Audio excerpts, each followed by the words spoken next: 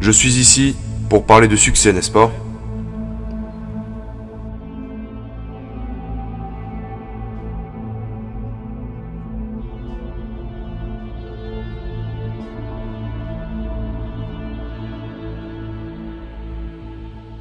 La première règle du succès est d'avoir une vision. Parce que voyez-vous, si vous n'avez pas de vision de l'endroit où vous voulez aller, et si vous n'avez pas un objectif précis, vous allez juste tourner en rond et n'y arriverez jamais. C'est comme, vous pouvez avoir le meilleur navire au monde, vous pouvez avoir le meilleur avion du monde. Si le pilote ou le capitaine ne sait pas où aller, il va juste se perdre, il finira au mauvais endroit.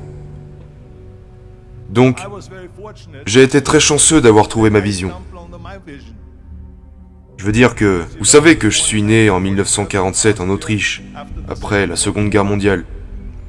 Et je savais que je ne voulais pas rester en Autriche toute ma vie. J'étais impatient d'en sortir. Je ne pouvais pas me voir, moi aussi, devenir un agriculteur ou un travailleur en usine, ou quelque chose comme ça. Même si, bien que mes parents voulaient que je reste, et que mon père, qui menait une vie normale, voulait que je devienne un officier de police, comme il l'était. Ma mère voulait que je reste au pays pour épouser une fille au nom de Heidi, avec l'espoir d'avoir plein d'enfants, comme la famille Von Trapp dans The Sound of Music, vous savez. Mais c'était leur vision, pas la mienne. Ma vision était totalement différente. Je sentais que j'étais né pour quelque chose de spécial, pour quelque chose d'unique, pour quelque chose de grand. C'était un sentiment génial. Je sentais que je savais où je voulais aller. Imaginez, la majorité des gens ne savent pas où ils vont. Alors que lorsque vous avez un objectif, tout devient plus facile. Car rappelez-vous qu'en Amérique, par exemple, lorsque vous étudiez, vous verrez le pourcentage de personnes qui aiment leur travail. 74% des gens détestent leur travail en Amérique. Et ce n'est pas très différent quand on sera en Europe. La majorité des gens n'aiment pas ce qu'ils font. Parce qu'ils n'ont jamais eu de but qu'ils auraient pu suivre. Ils vagabondent juste sans but. Et s'il y a une place libre afin qu'ils obtiennent leur travail, ils sautent dessus. Parce que le monde est de la sorte. Mais quand vous grandissez, c'est une joie. Le travail, ce n'est pas amusant. Donc, quand on se dit que seulement un quart des gens aiment vraiment ce qu'ils font dans leur vie, c'est effrayant. Quand vous y pensez, je me suis senti tellement béni de savoir ce que je voulais faire. Ça serait comme un étudiant en médecine qui choisit ses études parce qu'il sait qu'il veut devenir médecin, qu'il sait où il veut aller. Ma vision était si claire pour moi que les gens venaient toujours me demander lorsqu'ils me voyaient dans la salle pendant de durs entraînements. Ils me demandaient toujours « Comment est-ce possible que vous travaillez si dur ? 5 heures par jour, 6 heures par jour, en ayant toujours un sourire au visage. Les autres bodybuilders travaillent aussi dur que vous, mais eux, ils ont l'air malheureux. Comment c'est possible ?» Je leur répondais que, pour moi, l'idée de devenir Mister Olympia était si grande que je savais que chaque répétition que je faisais me rapprochait de la réalisation de cet objectif. Cette vision se transformait un peu plus en réalité à chaque série que je faisais, à chaque répétition, chaque poids que je soulevais, me faisait faire un pas de plus vers la réalisation de cet objectif en réalité. Donc je ne pouvais pas attendre de faire un squat de plus à 220 kg, je ne pouvais pas attendre une autre série au développé couché, je ne pouvais pas attendre de faire 2000 abdos supplémentaires, je ne pouvais pas attendre le prochain exercice, la prochaine demi-heure de posing et tout le genre de choses que vous devez faire pour devenir un champion. À l'âge de 20 ans, je suis allé à Londres et j'ai gagné le concours de Mister Universe en tant que plus jeune Mister Universe de tous les temps. Et si c'est arrivé, c'est parce que j'avais un objectif. Alors laissez-moi vous dire quelque chose. En visualisant votre objectif, les choses deviennent amusantes. Vous devez avoir un but. Peu importe ce que vous faites dans la vie, vous devez avoir un but. C'est la règle numéro 1. Avoir une vision. La règle numéro 2 est de ne pas écouter les haineux. N'écoutez pas les défaitistes.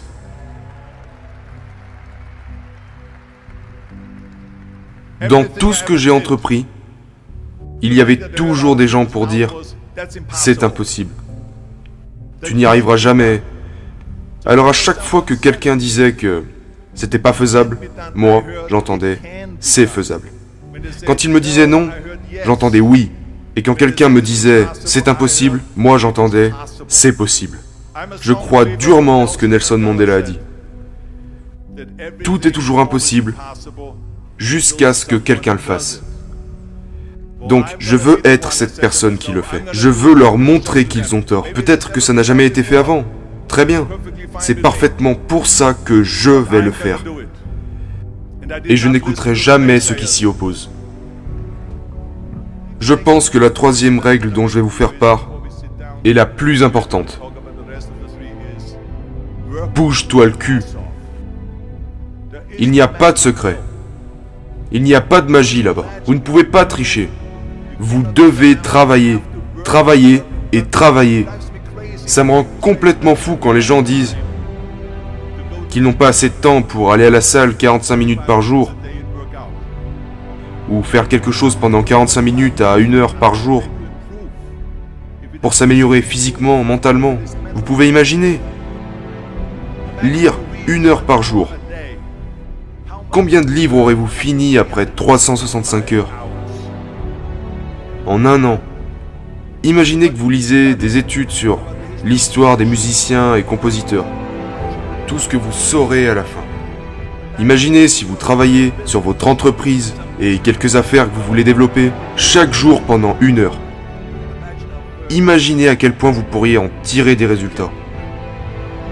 Et ils me rendent fou parce que nous avons, vous savez, quand les gens disent qu'ils n'ont pas le temps, nous avons tous 24 heures par jour. Nous dormons 6 heures, donc il nous en reste 18. Mais je vois déjà arriver la personne qui vient pour me dire « Oh, mais moi, il me faut 8 heures. » Bah, dors plus vite.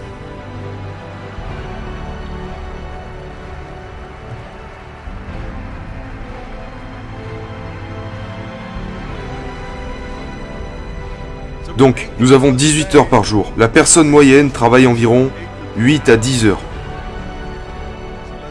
Supposons qu'elle travaille 10 heures. Il lui reste donc 8 heures. Vous êtes sur le trafic, disons, 1 heure par jour, peut-être 2 heures par jour. Après ça, vous avez encore 6 heures de temps libre. Que faites-vous avec ces 6 heures? Qu'est-ce que vous en faites? Alors oui, nous devons manger. Peut-être que vous parlez un peu avec les gens et tout ça. Mais est-ce que vous vous rendez compte du temps qu'il vous reste si vous organisez vos journées de sorte à ce que vous travaillez dur?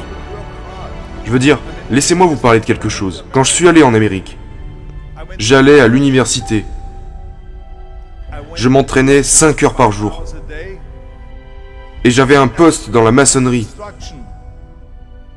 Parce qu'à cette époque, il n'y avait pas beaucoup d'argent dans le bodybuilding.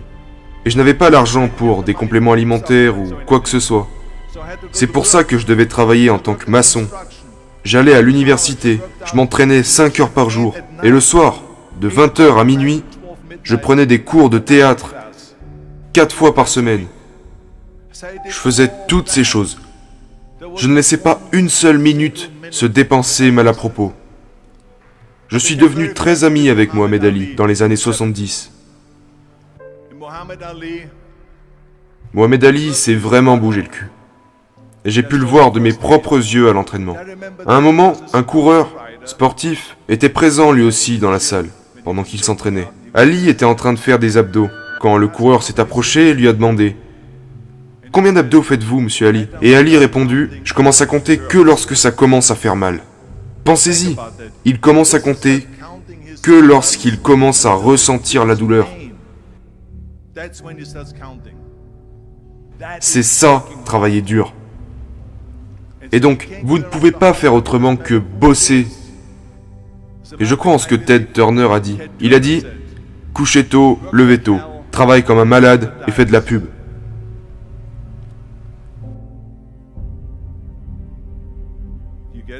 Vous gagnerez en travaillant comme un malade.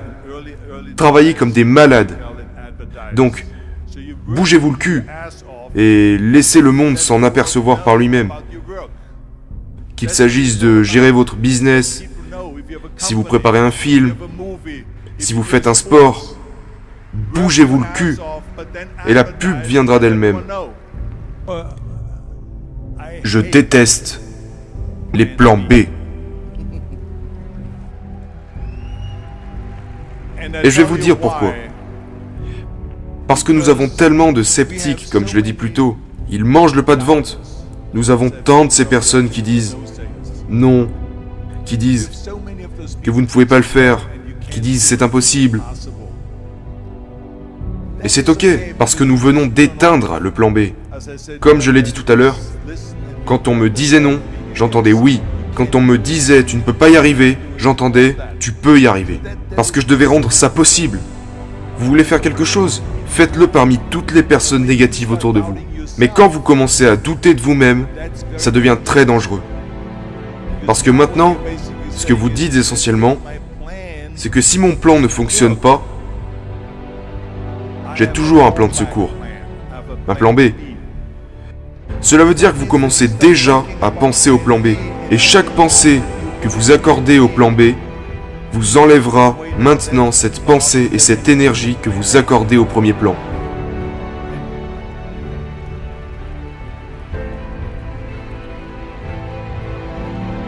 Et il est très important de comprendre que nous fonctionnons mieux s'il n'y a pas d'issue de secours. Parce que le plan B devient une issue de secours. Il est dit que si j'échoue, ou que je tombe, au moins je suis en sécurité avec ce plan B. Mais ce n'est pas bon. Parce que les gens ont de meilleures performances quand ils n'ont pas d'issue de secours. Les gens ont de meilleures performances dans le sport et dans tout le reste lorsque c'est leur seule issue. Il est très dangereux d'avoir un plan B, parce que vous vous ôtez la chance de vraiment réussir. Et la raison, l'une des principales raisons pour laquelle les gens veulent avoir un plan B, est qu'ils ont peur d'échouer, et se disent « Si j'échoue, je n'ai plus ma chance autre part. » Bien, laissez-moi vous dire quelque chose. N'ayez pas peur de l'échec, parce qu'il n'y a rien de mal à échouer. Vous échouez pour grimper les échelons. Il n'y a personne qui n'a jamais échoué. Nous perdons tous. Et c'est ok.